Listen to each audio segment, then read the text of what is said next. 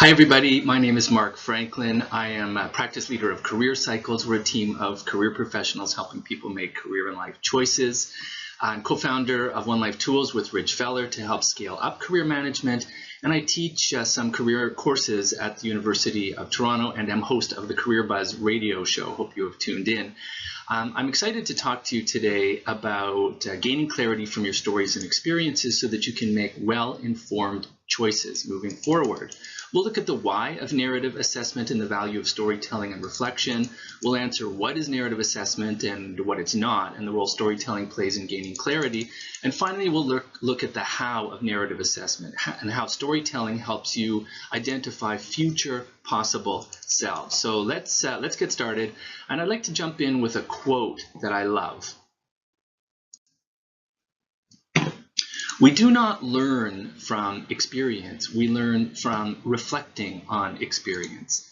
I like this quote by John Dewey. We have experiences, work, learning, volunteer, travel, leisure, and on a resume it's like one thing after another. But in the busy world we live in, how often do we really reflect in any kind of organized way? What did you gain from that job? What did you like about that volunteer gig? Who influenced you in that educational program? We learn from our experiences and then we gain clarity. So there's a real richness in our stories. Sometimes I like to say it's like squeezing the juice out of our stories. So here's a screenshot from our online storyteller showing a number of stories in a vertical timeline in reverse order. Starting at the bottom, you see there's early years, and then the person did an undergrad degree on the right, and then they got a health analyst job on the left, and a master's degree, and then they had kids, and then had a job as a research project manager, took a sabbatical year, and now as a research director. And through those stories, as we tell our stories, we squeeze the juice out of them. We clarify our desires for the future. We gain insights into our strengths. We understand those people who have influenced us and how their influence might help us chart a course forward. So what is narrative assessment? Well, I love metaphors, and I'm going to draw on a metaphor of the backswing with credit to a friend and colleague, Norm Anderson. So here's a famous person showing off his backswing technique. So whether it's tennis or golf, hockey or baseball or dog ball, quite literally, a backswing is what you need to get a strong follow-through. Metaphorically, a backswing is stepping back in time to use your stories and the likes and dislikes, the strengths and personal qualities that are embedded in them. So you can learn from stepping back. That's a key part of what narrative assessment is. Let's look at what it is and what it is not. So really, it is a story-based approach. Stories meaning your own life experiences. Research, there's a lot of research on narrative assessment as a form of qualitative assessment, meaning it's not numerical. There's not a bunch of answers that you provide on a scale of 1 to 5. And research says that narrative approaches are more engaging because they're qualitative. They're more holistic in the sense that they can keep track of all these different variables. And they help people make meaning from their experiences. They provide context in a way that answering 100 questions about your career, your life, and then it spits out an answer, oh, you should be a funeral director. Those are context insensitive approaches, and this is context sensitive. And finally, they provide a learning orientation, which is different than a traditional single dimension career test that focus on strengths or focus on interests or personality.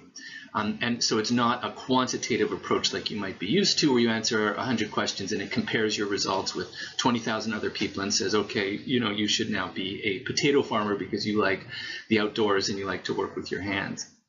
It doesn't require an expert to interpret. You are the expert in the narrative approach, and it's not a matching system. In other words, it won't spit out an answer, you should just do this.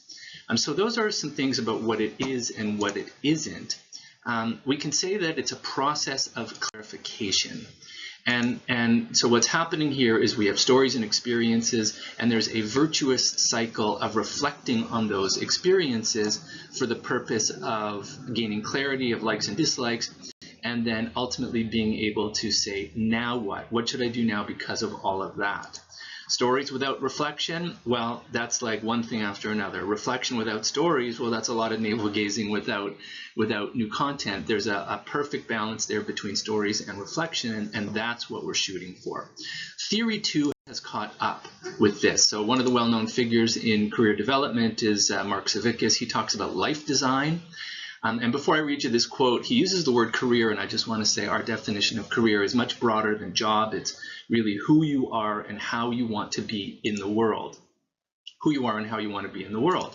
So he says the paradigm for life design, interventions, life design, constructs career through small stories. So you have a bunch of small stories that you're going to reflect on and then reconstruct those stories into a life portrait, or the language we use is a career sketch, and then finally co-construct intentions that advance the career story into a new episode or a new chapter of your life. And so theory is now also catching up to us and really using this qualitative approach. So how does it work?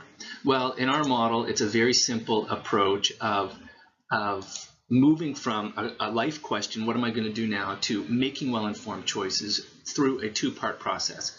Part one, a clarification step, that's the narrative or the backswing, and part two, intentional exploration.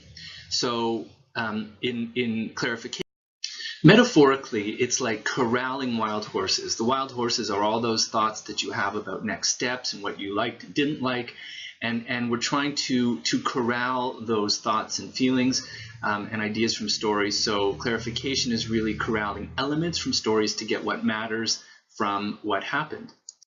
So emerging from the clarification process are a few possibilities, promising possibilities, and now the need is to explore them before making a choice.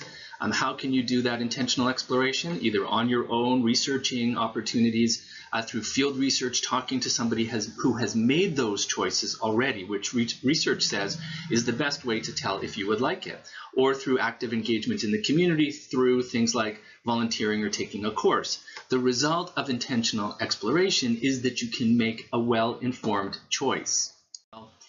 Notice in the picture here, the rider here is being powered by the clarification from stories. That's the back wheel where the power is. And then the front wheel is the exploration process, and that's moving us toward taking steps toward well-informed choices. So that's the direction you have the control of exploring and exploring some possibilities. And as you explore and watch for clues along the path, you take inspired actions, you move towards making those well-informed choices, and that's the result we're aiming at. New ways to give your gifts, make a difference, and find meaning and purpose in everyday life. So I hope that sparked something for you today. If you have thoughts or questions, we'd love to hear from you. Do visit OneLifeTools.com for more information, and careercycles.com. And thank you for tuning in and for story listening along with me.